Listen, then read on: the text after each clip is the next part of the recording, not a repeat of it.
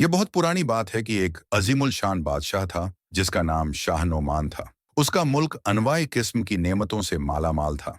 वहां हर वह चीज मौजूद थी जिसकी कोई इंसान तमन्ना रखता है। लेकिन इसके बावजूद वह खुश नहीं था। ना ही वह राहत महसूस करता था, क्योंकि उसने अपनी कदीम किताबों में एक अजीब चीज के बारे में पढ़ रखा था जो सिर्फ एक पुरअसरार शहर में होती थी। वो अजीब चीज जिसके पास होती वो बहुत ज्यादा खुशकिस्मत होता।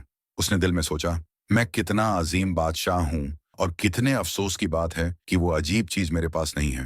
हो ना हो, मुझे उस चीज के बारे में खोज लगानी चाहिए। बादशाह के मुल्क में एक बहुत बड़ा आलिम था जो कि एक पहाड़ की चोटी पर बने एक पुरअसरार घर में रहता था।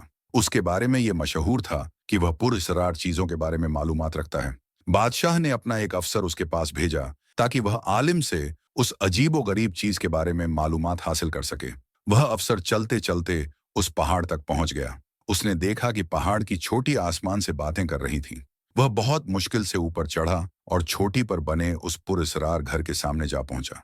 उसने दस्तक देने के लिए अपना हाथ उठाया ही था कि दरवाजा खुद ब खुद खुल गया और एक गैबी आवाज सुनाई दी, अंदर आ जाओ। अफसर पे दहशत तारी हो गई क्योंकि बोलने वाला नजर नहीं आ रहा था। वह डरते डरते अंदर दाखिल हुआ। सामने एक कमरा था जिसके दरमियान एक खूबसूरत सा कालीन बिछा हुआ था। उस पर बने नक्शो निगार दिलफरेब थे। वह न चाहते हुए भी कालीन की तरफ बढ़ा और उस पर जा खड़ा हुआ। तभी दोबारा वही गैबी आवाज सुनाई दी, हरकत मत करना। अगले ही लम्हे अफसर को यूं महसूस हुआ जैसे उसके कदमों तले जमीन सरक रही हो। उसके मुंह से दिलदोज चीख निकली। कमरे का फर्श सरक गया था और वह कालीन समेत नीचे जा रहा था जैसे यह कालीन ना हो, कोई लिफ्ट हो। उसने वही गैबी आवाज दोबारा सुनी, डरो मत, तुम अजीम आलिम के पास पहुंचने वाले हो। जादुई कालीन उसे जमीन की तह में ले गया। जल्द ही वह आलिम के सामने था। आलिम की आवाज सुनाई दी, मुझे अंदाजा है कि तुम यहाँ क्यों आए हो। शाह नोमान को बता दो कि वह अजीब चीज उड़ने वाला घोड़ा है जिसके दो पर हैं और वह फिजा में उड़ता है। लेकिन उसे पाना बहुत मुश्किल है क्योंकि यह घोड़ा पुरअसरार शहर में है और उस शहर का रास्ता तकलीफों से भरा हुआ है। उस रास्ते में एक बहुत बड़ा सहारा है, फिर खूनी नहर से गुजरना पड़ेगा, फिर गजबनाक समंदर को उबूर करना होगा और आखिर में 3 बुलंद चोटियां सर करनी होंगी। लिहाजा मेरा मशवरा शाह नोमान तक पहुंचा देना कि वह अपने मुल्क में आराम से रहे और उस जादुई घोड़े का ख्याल दिल से निकाल दे। अब तुम जा सकते हो।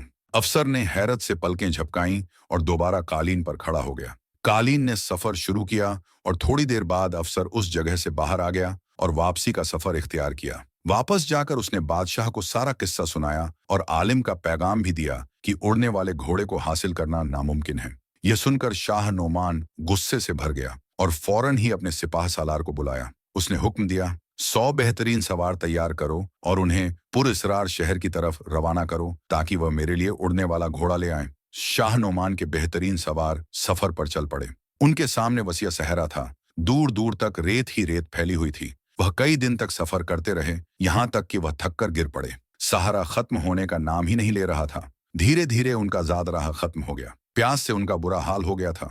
एक और मुसीबत टूट पड़ी कि सहारा में हैबतनाक तूफान आ गया। बहुत सारे फौजी रेत तले दब गए। कुछ प्यास की शिद्दत से जान की बाजी हार गए और कुछ तूफान में मारे गए। बचने वाले सवारों ने वापसी का फैसला किया। सफर में और भी हवादिस का सामना करते हुए आखिरकार एक ही फौजी वापस पहुंचा और शाह नोमान को सारा किस्सा सुनाया। शाह नोमान यह सुनकर गुस्से में पागल हो गया और उसने सिपाह सालार को 500 फौजियों का नया दस्ता तैयार करने का हुक्म दिया। सिपाह सालार ने फौज तैयार की और इस बार मुकम्मल तैयारी के साथ सफर पर निकले।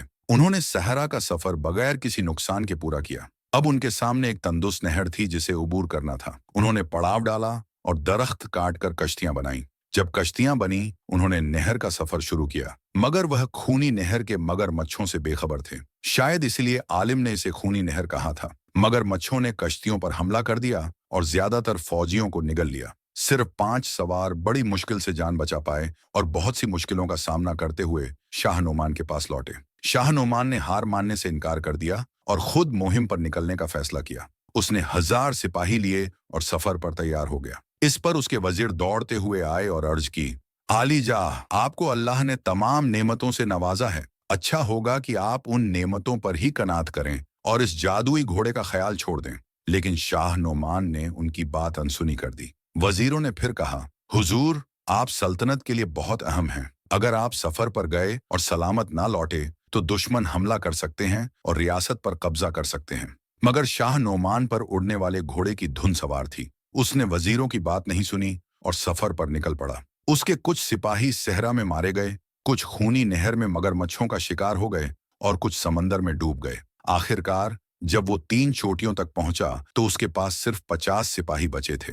चोटियां सर करने के बाद भी कई और सिपाही मौत के मुंह में चले गए और आखिर में सिर्फ शाह नोमान ही बचा। शाह नोमान ने आखिरकार पुरअसरार शहर को देख लिया। वो शहर इतना हसीन और सरसब्ज था कि उसके मुंह से बेइख्तियार निकला, सुभान अल्लाह। वहां की वादियां, दरख्त और बहते हुए पानी देखकर उसकी सारी थकान मिट गई। उसने पानी पिया, फल खाए और वहीं सो गया। जब वो उठा, सूरज की रोशनी उसकी आंखों में पड़ रही थी। उसने देखा उसके सामने एक पुरवकार खातून और एक सफेद घोड़ा था। शाह नोमान तो सांस लेना भूल गया। खातून ने कहा, तुम कौन हो?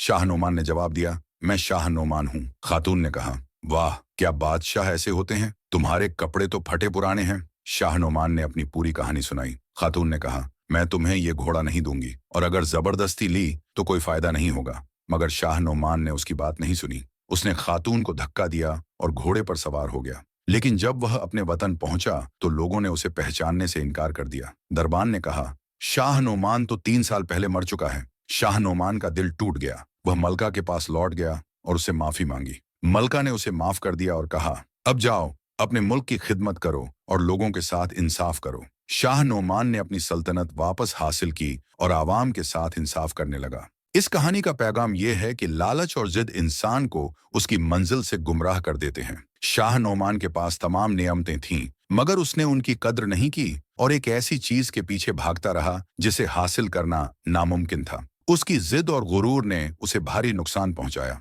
आखिर में उसने ये सीखा कि असल सुकून और कामयाबी उन नेमतों की शुक्रगुजारी में है जो अल्लाह ताला ने पहले ही उसे अता की थी। इंसान को अपनी जिम्मेदारियों का एहसास करना चाहिए और दूसरों के साथ अदल और इंसाफ से पेश आना चाहिए। यही असल कामयाबी का रास्ता है।